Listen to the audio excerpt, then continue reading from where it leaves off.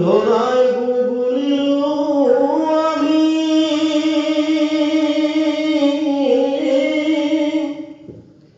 নিজ অঙ্গীকার সন্ন করি মূর ও প্রতিজ্ঞায় রাখি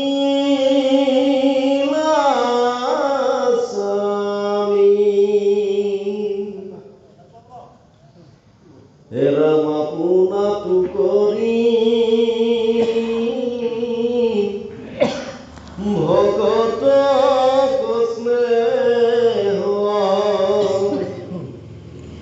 জানিল তাক সম্প্রতি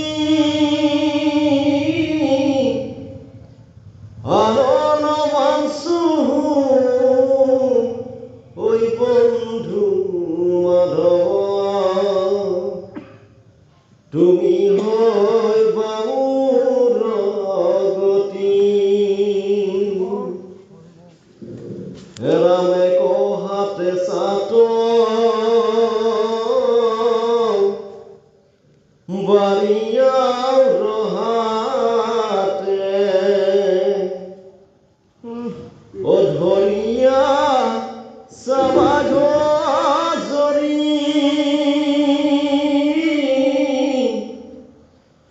অযোগ্য কর্ম করি অর্জুনর ওই আশার রক্ষা করি এরা সেই সময়ত বিৰহ বজত অযুদ্ধত হুৱেখন মুখ তোমাৰ বদন পৰমক দেখিয়া অপাসৰে সংসাৰ দুখ এৰাম অৰ্জুন ৰসৰে আহি কাতে হীৰা ও এৰাই কয় মবন্ধন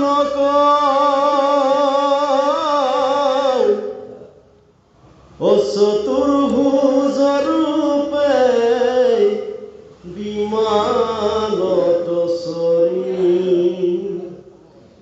অলৰি যায় বৈকুণ্ঠক। জয় কৃষ্ণ। এতিয়া কৃষ্ণই ভকতক কেনেকৈ ৰক্ষা কৰে তাৰে বৰ্ণনাটো পুনৰ আজি ভীষ্মই প্ৰদান কৰিছে। হে প্ৰভু, মোকতো তুমি জীৱনৰ অন্তিম মুহূৰ্তত আহি দেখা দিছা, মোক ৰক্ষা কৰিছা বেলেগ কথা, কিন্তু কুৰুক্ষেত্ৰ ভূমিত এই যুদ্ধ ক্ষেত্ৰত তুমি ভকত ৰূপে কাক কাক তুমি কেনেকৈ ৰক্ষা কৰিলা তাৰো মই তোমাক উদাহৰণটো মই দিব পাৰোঁ, মই প্ৰমাণটো পাইছোঁ। এতিয়া তেওঁ কৈছে যে হে বন্ধু মাধৱ, তুমি অগতিৰ গতি, তুমি মোক কোনো কাৰণতে যেন তুমি ত্যাগ নকৰা। এতিয়া তুমি এই পৰম পুৰুষজনে এই কৰ্মটোকে তুমি সমস্তকে কৰাই তুমি লীলাখন কৰিলা, তুমি নিজে কৰিব নলগা কৰ্ম তুমি কৰিলা। জগতৰ ঈশ্বৰ হয় তুমি, নিৰাকাৰ নিৰঞ্জন, তুমি ভবামতে সমস্ত কৰ্ম হয়, কিন্তু তুমি নকৰিব লগা কৰ্মটো তুমি জগতত কৰিলা। কাৰণ মই দেখিছোঁ তুমি নকৰিব লগা কৰ্ম কৰিছা। কি কৰ্ম? তুমি হেন এজনে অৰ্জুনৰ ৰথসাৰ দিব নালাগিছিল। এতিয়া তুমি কি কৰিলা? এহাতে তুমি কি কৰিলা? চাবুক ললা আৰু এহাতে বাঘৰ জুৰি লৈ ঘোঁৰাৰ লেকাম টানি তুমি ৰথখন চলাইছা। এয়া তোমাৰ কাৰণে কেতিয়াও যোগ্য কৰ্ম নহয়। দাসৰো দাস হ'ল অৰ্জুন, তুমি কিন্তু অৰ্জুনৰ কথা মতেই তুমি এতিয়া ইফালে সিফালে ৰথখন নিয়াৰ ব্যৱস্থাটো কৰিলা। আৰু এনেদৰে তুমি সেই অযোগ্য কৰ্ম কৰিও তুমি যেতিয়া ৰথৰ ঘোঁৰাৰে যেতিয়া ৰথখন যেতিয়া তুমি সমস্তটো চলাই ফুৰা তোমাৰ এই দিব্য ৰূপটো দেখি বিমোহিত হৈ যাওঁ। তুমি যিজন শত্ৰুক বুলি তুমি গণ্য কৰিছা সেইজনক তোমাৰ দিব্য ৰূপটো দেখুৱাই দিয়া, চতুৰ্ভুজ ৰূপটো তুমি দেখুৱাই দিয়া। যেতিয়া চতুৰ্ভুজ ৰূপটো তেওঁ দেখা পায়, তেওঁ যিমানেই বল বিক্ৰমত তেওঁ নিজেই সিদ্ধহস্ত নহওক কিয়, তুমি যাক চতুৰ্ভুজ ৰূপটো দেখুৱাই দিবা তেওঁ থৰ হৈ ৰৈ যায়। তোমাৰ মূৰ্তিটো চাই তেওঁ নিবুক হৈ ৰৈ যায়। আৰু সেই সময়তে তুমি অৰ্জুনৰ কাণৰ জৰিয়তে সেইসকলক শিৰচ্ছেদ কৰাই দিয়া।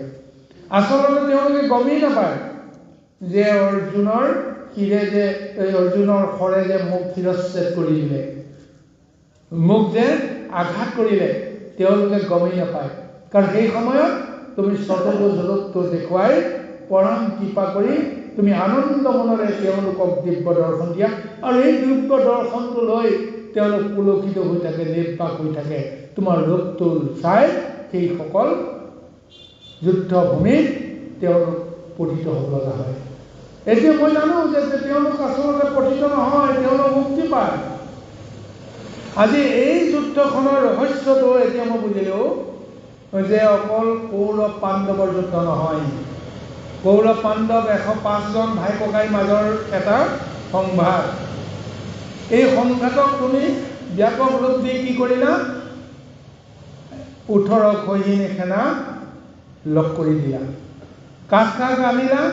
যিসকলক তুমি মুক্তি দিয়াবৰ কাৰণে আগতেই তুমি তেওঁলোকক বাছি থৈছিলা, সেইসকলক আমি যুদ্ধভূমিত তুমি যেনেকেই নহওক উপস্থিত কৰালা। আৰু শত্ৰু আৰু মিত্ৰ দুপক্ষত তেওঁলোকক বিভাজিত কৰাই তুমি তেওঁলোকক মহা মুক্তি প্ৰদান কৰিলা। তেওঁলোকে কুৰুক্ষেত্ৰ ভূমিত যিসকলে মৃত্যুবৰণ কৰিলে এই মহাযুদ্ধত, প্ৰত্যেকেই তোমাৰ ৰূপ দৰ্শন কৰিয়েই তেওঁলোক মৃত্যু হৈছে। গতিকে সেইসকলক মুক্তি প্ৰদানৰ কাৰণে তুমি এই মহালীলাটো কৰিলা। তাৰ মাজেৰে তুমি ভগতৰ বাক্য ৰক্ষা কৰিলা। গতিকে কি তুমি মহালীলা নকৰিলা? আজি এই জ্ঞান দৰ্শনটো কাৰ হ'ল? কেৱল পিতামহ ভীষ্ম। ইয়াৰ বাহিৰে বাকী সমস্তৰ এই দিব্য দৰ্শন নাই। গতিকে সেইকাৰণে আজি ভীষ্মই সঁচাকৈ কৃষ্ণৰ ওপৰত অতি পুলকিত হৈ গৈছে। কৃষ্ণ ৰাম ভকতিৰ বলে দিব দৃষ্টি দেখো, অনে দেখে আনে সাক্ষাৎ মৰণ সময়ে শৰণ পখিলো, অৰহু কৰতি তোমাত ৰাম গোপী সবে মহা গৰ্বে অন্ধ ভৈল, তোমাৰ পয়াসন মান মহায় অহংকাৰ দেখিতা সম্বাৰ, তৈতে হইলাই অন্ত ধ্যান, এৰাম তোমাক নপাই প্ৰেম চৰি যায়, অকৰিলা তোমাৰ লীলা, এতে কতে মহাগতি লক্ষ্মীপতি, অজ্ঞানী গোপীক দিলা, অনাচাৰী নাৰী সিও নিস্তাৰিলা, তোমাক মানি বল্লভ, আতীয় প্ৰয়াসে পয়লা পৰম পদ, অদেৱৰো যিটো দুৰ্লভ। হে প্ৰভু, তোমাৰ কৃপাতে আজি মই কি পালোঁ? দিব্য দৃষ্টি পালোঁ। দিব্য দৃষ্টি নাপালে তোমাৰ চতুৰ্ভুজৰূপটো কোনেও দেখা নাপায়। এতিয়া মইহে কেৱল দিব্য দৃষ্টি দেখিছোঁ এই সৰসজ্জাত পৰি থকা সময়তো, কিন্তু মোৰ সন্মুখত থকা কোনেও এই দৃষ্টিটো পোৱা নাই, কোনেও তোমাৰ চতুৰ্ভুজৰূপটো দেখা নাই। গতিকে তুমি মোক কিমান মহাকৃপা কৰিলা। আৰু সেইকাৰণে কৈছে ভকতিৰ বলে দিব্য দৃষ্টি দেখো নেদেখে আনে সাক্ষাৎ, মৰণ সময়ে শৰণ পখিলো ৰহুক ৰতি তোমা। এই দেহৰ পৰা আত্মাটো গুচি নোযোৱালৈকে মন চিত্তে যেন তোমাতেই ৰতি কৰে। তুমি মোক কৃপা কৰা, মই তোমাৰ চৰণত মই শৰণ ললো। আৰু এনেদৰে তোমাৰ চৰণৰ শৰণ লৈছিল কোন? এই গোপীসকল, যিসকল গোপীয়ে মহাগৰ্বৰে তোমাক পোৱাৰ আনন্দত তোমাক অৱহেলা কৰিছিল, নিজকে সৌভাগ্যৱান বুলি ভাবিছিল, নিজকে ৰূপৱান বুলি ভাবিছিল, ৰূপৱতী বুলি ভাবিছিল, যে আমাৰ ৰূপত আমাৰ প্ৰেমত কৃষ্ণ মোহিত হৈছে, গতিকে আমাক নেদেখি তেওঁ থাকিব নোৱাৰে, গতিকে আমাৰ পিছে পিছে তেওঁ ঘূৰিবলৈ কাৰণে বাধ্য হয়। আমি যলৈ যাওঁ যি কৰোঁ তাকেই তেওঁ কৰিবলৈ বাধ্য হয়। এনেকুৱাকৈ অহংকাৰ কৰাৰ লগে লগে তুমি সৰ্বজনতা হৈ কি কৰিলা? তেওঁলোকৰ অহংকাৰ নাশ কৰিবৰ কাৰণে তুমি ঠাইতে অন্তৰ্ধান হৈ গলা। তুমি অন্তৰ্ধান হোৱাৰ পিছতে গোপীসকলৰ অহংকাৰ নাইকিয়া হৈ গ'ল। তোমাক বিচাৰি বিচাৰি নাপায় শেষত গোপীসকলৰ অন্তৰায়ণ কৰা যে তোমালোকে মোক বাহিৰত নিবিচাৰি তোমালোকে অন্তৰত বিচাৰা, নিজৰ নিজৰ হৃদয়ত বিচাৰা। হৃদয়ত বিচাৰিবলৈ যত্ন কৰিলে তেওঁলোকৰ মনত এটা ভাৱনা আহিলেই যে কৃষ্ণক বিচাৰি কি লাভ হ'ব? কৃষ্ণই যিবিলাক লীলা কৰিলে এই লীলাবিলাকৰ কথা ভাবি ভবাৰ লগে লগে অন্তৰৰ লগত সম্বন্ধ হৈ গ'ল। সেই লীলাবিলাকৰ কথা ভাবি সেই লীলাৰ নাটক যেতিয়া তেওঁলোকে কৰিলে, লীলাৰ মহিমাত যেতিয়া তেওঁলোকে মত্ত হৈ থাকিল, বিষয়ৰ আনন্দ নাইকিয়া হৈ গ'ল, অহংকাৰ নাইকিয়া হৈ গ'ল। আৰু স্বয়ং কৃষ্ণ প্ৰভু ভগৱন্ত তুমি আকৌ তেওঁলোকৰ মাজত তুমি আৱিৰ্ভাৱ হ'লা আৰু লগে লগে সমষ্টৰে মনৰ বাঞ্ছা পূৰণ কৰিলা। আৰু সেই অনাচাৰী গোপীসকলকো তুমি মহাকৃপা কৰি উদ্ধাৰ কৰিলা। এই হেন পৰম পুৰুষ ভগৱন্তজন এতিয়া তুমি মোৰ সন্মুখত তুমি ৰৈ আছা। হে প্ৰভু, তোমাৰ অনন্ত মহিমাৰ কথা মই কি কম কৃষ্ণ। জাতি কুল ক্ৰিয়া একোৱে নবাছে, তোমাৰ ইটো ভকতি হেন প্ৰাণ বন্ধু তোমাতে সে মাত্ৰ কথাকো ৰতি। তুমি সি জগত পূৰ্য জগ জীৱ অসমুখে দেখিলো আমি ৰাজহুয় যজ্ঞে যততে বৰশী অয়ৰ শিলা হবে প্ৰণামী। তোমাৰ মহিমা ৰূপ বহানন্তে চৰি গৈলায়ানুৰাগ,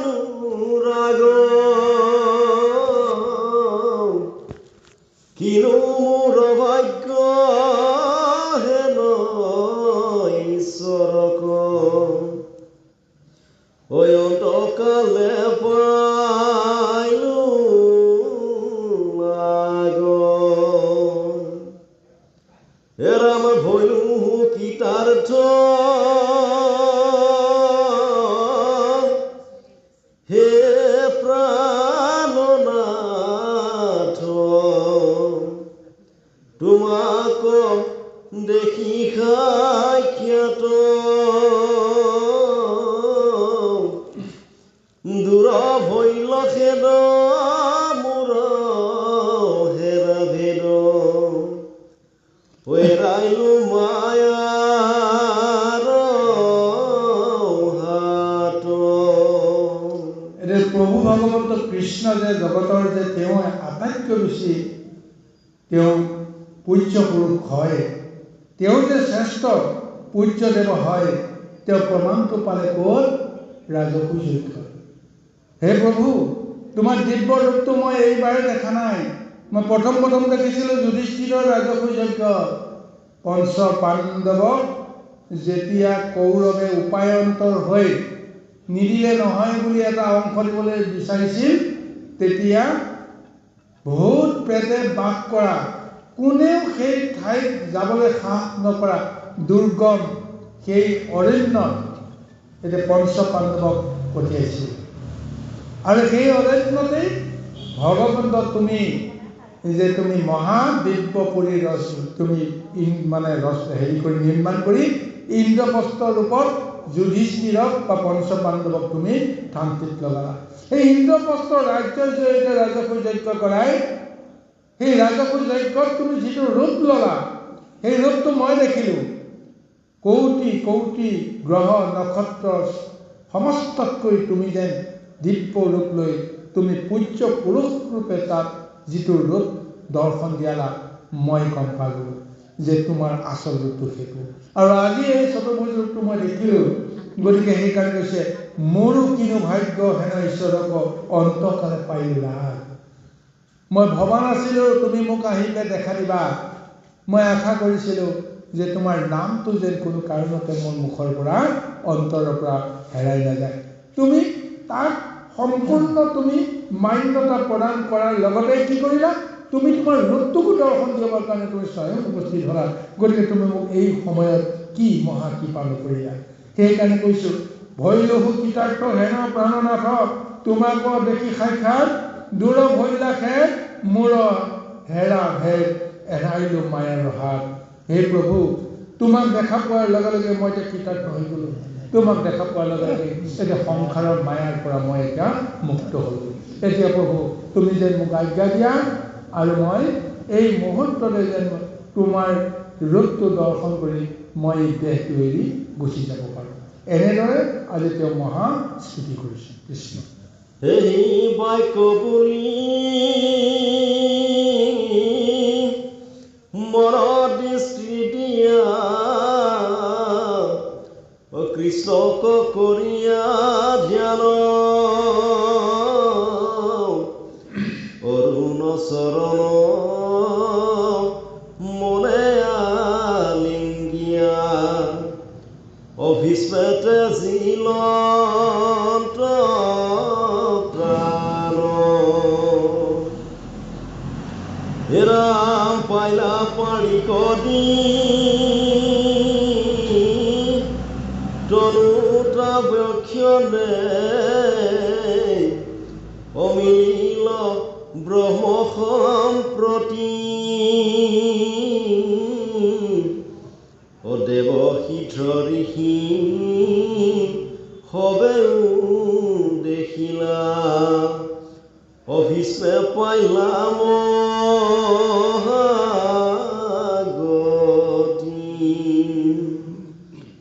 হেৰাম ভৈলন্ত সমস্ত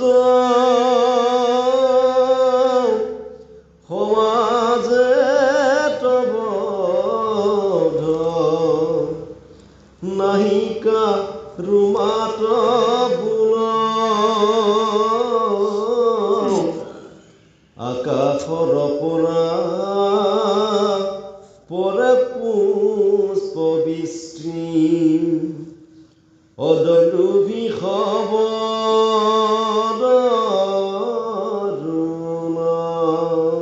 এতিয়া জীৱনৰ এই অন্তিম ক্ষণত পিতামহ ভীষ্মই প্ৰভু ভগৱন্তৰ অৰুণ চৰণ দুখনক নিজৰ হৃদয়ৰ আলিংগন কৰি তেওঁ কৃষ্ণৰ আত্মাতেই তেওঁ বিলীন হোৱাৰ বাসনা লোৱাৰ লগে লগেই তেওঁ দেহৰ পৰা পৰমাত্মা ওলাই গৈ ভগৱন্তৰ আত্মাৰ লগত বিলীন হৈ গ'ল। আৰু লগে লগে তেওঁৰ দিব্য মূৰ্তি লৈ, চতুৰ্ভুজ মূৰ্তি লৈ তেওঁ বৈকুণ্ঠলৈ গুচি গ'ল। আৰু এই বৈকুণ্ঠলৈ গুচি যোৱাৰ যিটো ৰূপ আজি সমস্ত জগতে দেখা পালে, দেৱতাসকলে দেখিছে, কীৰ্তমুনিসকলে দেখিছে। কি আচৰিত এই দিব্য যিটো লীলা, এই দেখি সকলো পুলকিত হৈ গৈছে, কাৰো মাত বোল নাই। বহু সময় ধৰি তন্ময় হৈ চাই আছে যে ভীষ্মই কেনেকৈ স্তুতি কৰি আছে, ভীষ্মই কেনেকৈ নিজৰ দেহৰ পৰা এই আত্মাটো উলিয়াই নি ভগৱন্তৰ লগত বিলীন কৰাই দিছে।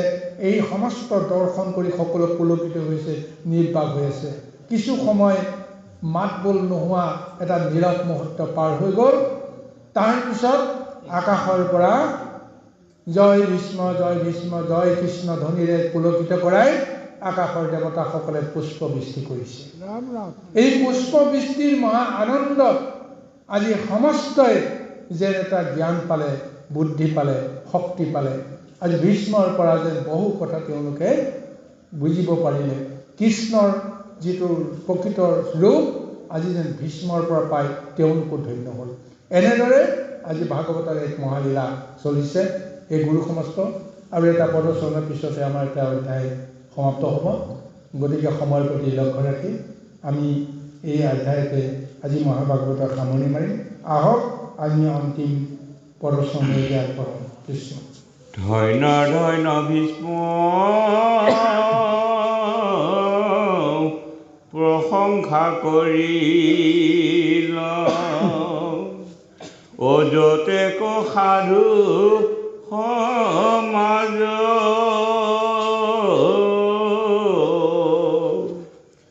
অকৃষ্ণ ৰূপৰ মহিমা দেখিয়া, ঐ আশ্চৰ্য সমস্তে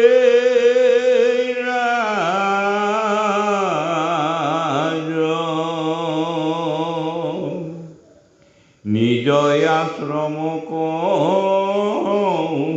চলি গৈলা সবে, উদেশিয়া অদ্ভুত তথা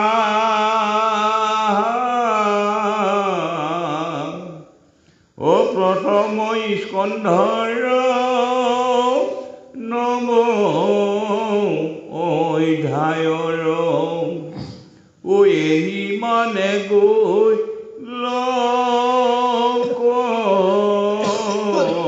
কথা,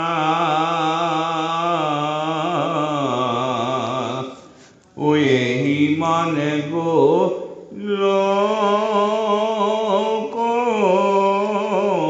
কথা। সকলো এক মহালীলাৰ অন্ত কৰি এক মহাজীৱনৰ মহাগতি সম্পন্ন হৈ গ'ল। যি পিতামহ ভীষ্মই এইখন সংসাৰলৈকে আহি কেৱল তেওঁ সত্য ধৰ্ম ৰক্ষা কৰিবৰ কাৰণে যাওঁতে তেওঁ সমস্ত জীৱনটোক এক মহীয়ান কৰি থৈ গ'ল।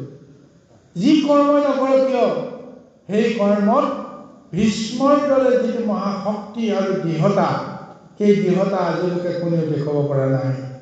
গতিকে যি কি নহওক সেই ভীষ্মক মহাপ্ৰশংসা কৰিছে সাধু সমাজে, আৰু কৃষ্ণৰ মহামহিমাৰ কথা সমস্তই বুজি লৈ এতিয়া কি অলৌকিক লীলাৰে আজি পিতামহ ভীষ্মক পৰম গতি প্ৰদান কৰি চাওক। এতিয়া তেওঁতোতো ইচ্ছা মৃত্যু বৰ তেওঁ পাইছে। যিমান দিনলৈকে তেওঁ ইচ্ছা কৰে সিমান দিনলৈকে তেওঁ কোনো কাৰণতে কোনেও এইখন সংসাৰৰ পৰা তেওঁ নিব নোৱাৰে। স্বয়ং প্ৰভু ভগৱন্ত হ'লেও, কাল আৰু মায়া হ'লেও কেতিয়াও নোৱাৰে। নিজে বাঞ্ছা কৰিব লাগিব যে মই যাব লাগিব। আৰু সেই অৱস্থাটো প্ৰভু ভগৱন্তে কেনেকৈ লীলাৰে তেওঁক প্ৰদান কৰিলে, তেওঁ নিজে ক'ব লগা হ'ল, হে প্ৰভু এতিয়া তোমাৰ দৰ্শন পোৱাৰ পিছত আৰু কি লাগে, এইখন সংসাৰত মোৰ আৰু কাম নাই। তোমাৰ ইচ্ছামতে মই যদি এইখন সংসাৰৰ পৰা যাব লাগে মই এই মুহূৰ্ততে যাওঁ। যুদ্ধ ক্ষেত্ৰতো তেওঁ সেই পণটো লৈছিল, আৰু জীৱনৰ একেবাৰে শেষখনলৈকে তেওঁ সেই পণটোকে লৈ কৃষ্ণ দৰ্শনৰ এই মহা সুযোগত তেওঁ সংসাৰ ত্যাগ কৰি মহাগতি প্ৰদান কৰিলে।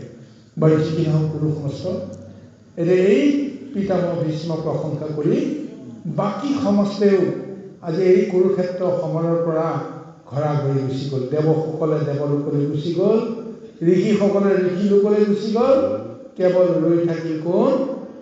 পঞ্চ পাণ্ডৱ, কাৰণ তেওঁলোকৰতো দায়িত্ব আছে, তেওঁলোকৰ কৰ্তব্য আছে। আৰু সেইকাৰণে আজি পিতামহ ভীষ্মই তেওঁলোকক লগত লৈ গৈছে। কাৰণ এটাই যে পিতামহ ভীষ্মৰ প্ৰতি কৰিব লগা কৰ্মখিনি তোমালোকে কৰা, ধৰ্মৰ কৰ্মখিনি তেওঁৰ পৰা জানি লোৱা। আৰু তাৰপিছত এতিয়া যুধিষ্ঠিৰে আত্মবুদ্ধি স্থিৰ কৰি নিজৰ ধৰ্মৰ যিখন সিংহাসন, সেই সিংহাসনত তেওঁ কৃষ্ণৰ আদেশ মতে, উপদেশ মতে তেওঁ ল'বৰ কাৰণে তেওঁ বাধ্য হৈছে। বাৰু যি কি নহওক, গুৰু সমস্ত সবাৰ শ্ৰীচৰণ কৌটি কৌটি প্ৰণিপাত ভক্তি ভৰা ক্ষমা জনাই অসংখ্য ভুল ত্ৰুটিৰ মাজেৰে আমি হয়তো এই পাঠভাগ আমি পৰিচালনা কৰিব লগা হৈছোঁ। তাৰ কাৰণে সবাৰ শ্ৰীচৰণ কৌটি কৌটি প্ৰণিপাত আৰু ক্ষমা মাৰ্জনা কৰি আমি মহাভাগৱতৰ সামৰণি ইমানতে ঘোষণা কৰিছোঁ। কৃষ্ণ কৃষ্ণ কৃষ্ণ, জয় কৃষ্ণ।